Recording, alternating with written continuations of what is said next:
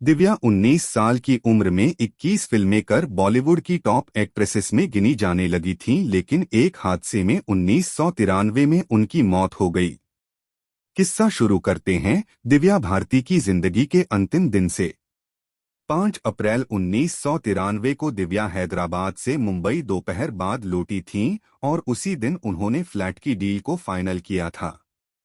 इस डील से वो बेहद खुश थीं क्योंकि उस समय वो वर्सोवा के तुलसी अपार्टमेंट के 5वें फ्लोर पर किराए के फ्लैट में रहती थीं, जिसे उनके पति साजिद नाडियाडवाला ने उन्हें दिलाया था। घर की डील होने जाने की वजह से वो बेहद खुश थी, इसलिए उन्होंने अगले दिन शूटिंग को टाल दिया। तभी शाम को अचानक उनके पास फैशन डिजाइनर नीता लुल्ला का कॉल आया कि वो फिल्म आंदोलन के ड्रेस को फाइनल करने के लिए उनसे मिलना चाहती हैं। दिव्या और नीता बहुत अच्छी दोस्त थी और उन्होंने कई सारी फिल्मों में दिव्या की ड्रेस को डिजाइन किया था। शाम को नीता अपने पति श्याम लुल्ला के साथ दिव्या के घर आईं। इसके बाद दिव्या, नीता और उनके पति श्याम ड्राइंग रूम में बैठकर ड्रेस को फाइनल करने लगे। वहीं किचन में नौकरानी अमृता, जो दिव्या को बचपन से ही जानती थी, वो मेहमानों के लिए खाने का इंतजाम कर रही थी। इधर ड्राइंग रूम में बैठे तीनों शराब पी रहे थे और देखते ही देखते रात के 11 बज गए। तभी दिव्या उठकर किचन में गईं और वहां पर 12 इंच की खिड़की पर बैठने की कोशिश करने लगी। तभी अचानक वो 5वें मंजिल से गिर गईं। वो जैसे गिरी, उनकी नौकरानी तेज तेज चिल्लाने लगी। तभी ड्राइंग रूम में बैठे नीता और श्याम भी भागकर नीचे गए। इसके बाद दिव्या को पास के कूपर हॉस्पिटल ले जाया गया। अस्पताल ले जाने वक्त वो जिंदा थी, लेकिन वहां पहुंचने पर उन्हें मृत घोषित कर दिया। गौर करने वाली बात ये भी कि उस खिड़की पर ग्रिल नहीं लगा था। उस खिड़की के नीचे पार्किंग लॉन था, जहां पर रोज गाड़ियां खड़ी रहती थी, लेकिन उस दिन एक भी गाड़ी नहीं खड़ी थी। दिव्या की मौत की खबर पूरी फिल्म इंडस्ट्री में फैल गई। जहां कुछ लोग इसे सुसाइड बताने लगे, वहीं कुछ लोगों ने इसे मर्डर बताया। निधन के पास इस मामले की पूरी जांच वर्सोवा पुलिस स्टेशन के अधिकारियों ने की। पोस्टमार्टम रिपोर्ट में ये दावा किया गया कि दिव्या की मौत महज एक एक्सीडेंट थी। उन्होंने बहुत ज्यादा शराब पी ली थी, जिस वजह से वो खुद को संभाल नहीं पाई और खिड़की से गिर गईं।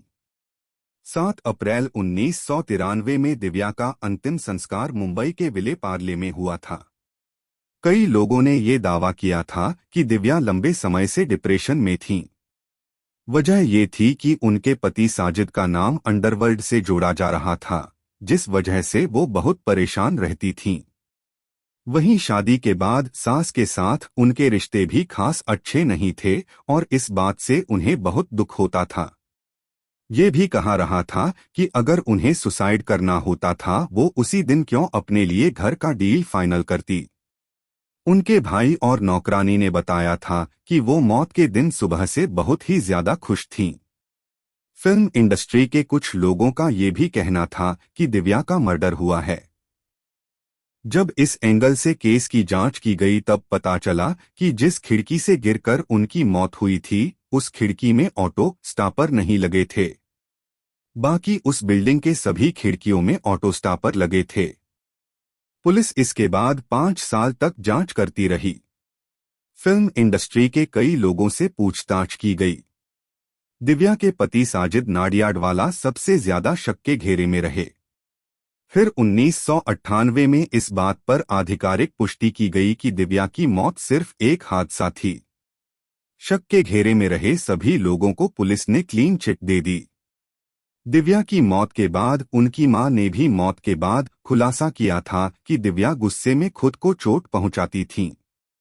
मौत से पहले भी उन्होंने सिगरेट से खुद को जलाया था। मौत के कुछ महीने पहले वो अमेरिका गई थी। वहां किसी बात से परेशान होकर उसने खुद को सिगरेट के टुकड़ों से जलाया था। वो निशान उनकी मौत के वक्त भी थे। साथ ही फिल्म राधा का संगम के दौरान किसी बात से परेशान होकर उन्होंने अपनी कलाई काट ली थी। गुस्से में वो खुद को नुकसान पहुंचाती थी। गौर करने वाली बात यह भी है कि जब दिव्या खिड़की से गिरी थीं, तो उस समय बस उनकी नौकरानी ने उन्हें देखा था। वहीं उनके निधन के 1 महीने बाद ही नौकरानी की हार्ट अटैक से मौत हो गई थी। दिव्या की मां मीता ने बताया था, दिव्या अक्सर मेरे सपनों में आती थी। जिस दिन मुझे जल्दी जागना होता था, दिव्या सपने में आकर मुझे जगा देती थी। उन्होंने बताया कि साजिद की दूसरी पत्नी वर्धा ने भी कई बार दिव्या के सपने में आने की बात बताई। उनकी शादी के 6 साल बाद दिव्या ने सपने में आना बंद कर दिया। वर्धा ने एक बार बताया था कि उनकी और साजिद की मुलाकात दिव्या ने ही करवाई थी। साथ ही आज भी साजिद के वॉलेट में दिव्या की तस्वीर मौजूद है। फिल्म लाडला में पहले दिव्या लीड रोल में थी, लेकिन जब उनकी मौत हो गई थी तो श्रीदेवी को फिल्म में कास्ट किया गया। लेकिन शूटिंग के दौरान हुई एक घटना से सेट पर मौजूद लोग डर गए थे। दरअसल श्रीदेवी उसी जगह शूटिंग कर रही थीं जहां दिव्या किया करती थीं। एक सीन के दौरान श्रीदेवी उसी लाइन पर बार बार अटक जाती थीं, जिस पर दिव्या भी अटक जाया करती थीं। इस सीन में शक्ति कपूर और रवीना टंडन भी थे। श्रीदेवी को उस समय लाइन भूलता देख सभी घबरा गए थे। इसके बाद वहां पर गायत्री मंत्र का पाठ हुआ। फिर श्रीदेवा ने बिना रुके शूटिंग पूरी और फिल्म रिलीज हुई। फिल्म लाडला बॉक्स ऑफिस पर हिट साबित हुई थी।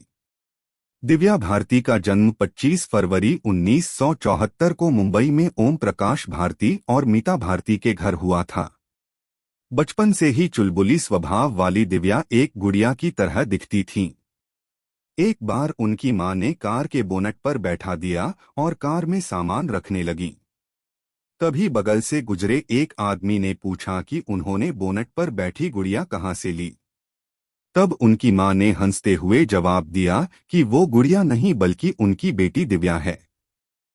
1988 में जब दिव्या 14 साल की थीं, तो उन्हें फिल्म मेकर नंदू तोलानी ने फिल्म गुनाहों के देवता ऑफर की थी। इस फिल्म से वो फिल्मों में एंट्री लेने वाली थी, लेकिन बाद में उनकी जगह फिल्म में संगीता बिजलानी को कास्ट कर लिया था। इससे पहले भी उन्हें एक और फिल्म का ऑफर आया था, लेकिन उनके पिता ने मना कर दिया था। इसके बाद एक दिन वीडियो लाइब्रेरी में गोविंदा के भाई कीर्ति कुमार की नज़र दिव्या पर पड़ी। उन्हें देखते ही कीर्ति कुमार ने फिल्म राधा का संगम में गोविंदा के साथ कास्ट करने का मन बना लिया। इसके लिए दिव्या ने महीनों तक डांस और एक्टिंग क्लासेस भी लीं, लेकिन आखिरी समय में उनकी जगह जूही चावला का साइन कर लिया। 1990 में दिव्या ने डी रामानायडू की तेलुगु फिल्म बोबली राजा से एक्टिंग डेब्यू किया। ये एक हिट फिल्म थी और आज भी तेलुगु की सबसे आइकॉनिक फिल्मों में से एक है। इसके बाद दिव्या की कई बेहतरीन फिल्मों में नजर आईं। साउथ फिल्मों में दिव्या की दमदार एक्टिंग को देखकर बॉलीवुड के फिल्म मेकर भी उन्हें अप्रोच करने लगे थे। इसके बाद उन्होंने 1992 में रिलीज हुई फिल्म विश्वात्मा से बॉलीवुड डेब्यू किया। ये फिल्म हिट नहीं हुई, लेकिन इससे उन्हें रातों रात बहुत पॉपुलैरिटी मिली। इस फिल्म के रिलीज के एक हफ्ते बाद ही दिव्या की दूसरी फिल्म दिल का क्या कसूर रिलीज हुई। ये फ्लॉप थी। इसी साल दिव्या डेविड धवन की फिल्म शोला और शबन में गोविंदा के साथ नजर आईं। ये दिव्या की पहली बड़ी हिट फिल्म थी। 1992 में ही दिव्या फिल्म दीवाना, जान से प्यारा, दिल आशना है, बलवान, दिल ही तो है, दुश्मन जमाना, गीत में नजर आई। शोला और शबन फिल्म की शूटिंग के दौरान गोविंदा ने दिव्या को साजिद नाडियाडवाला से मिलवाया था। इसके बाद दोनों में दोस्ती और फिर प्यार हुआ। 10 मई 1992 में दोनों ने सीक्रेट वेडिंग कर ली।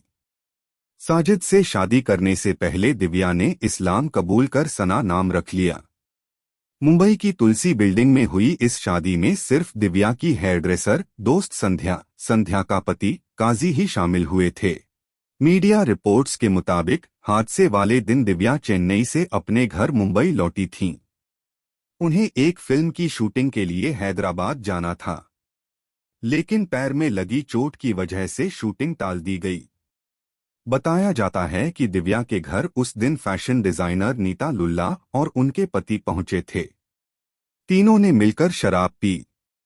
घर में उन सभी के अलावा अभिनेत्री की मेड भी मौजूद थी। जानकारी के अनुसार दिव्या नशे की हालत में अपनी बालकनी में बैठी थीं, जहां ग्रिल नहीं थी। रिपोर्ट्स की माने तो उठने की कोशिश करते वक्त उनका पैर फिसला और वह 5वीं मंजिल से सीधे नीचे गिर गईं। हादसे के बाद उन्हें तुरंत कूपर अस्पताल ले जाया गया, लेकिन गंभीर चोट लगने की वजह से डॉक्टर उन्हें बचा नहीं सके। एक्ट्रेस की मौत को किसी ने हादसा माना तो कुछ ने साजिश करार दिया।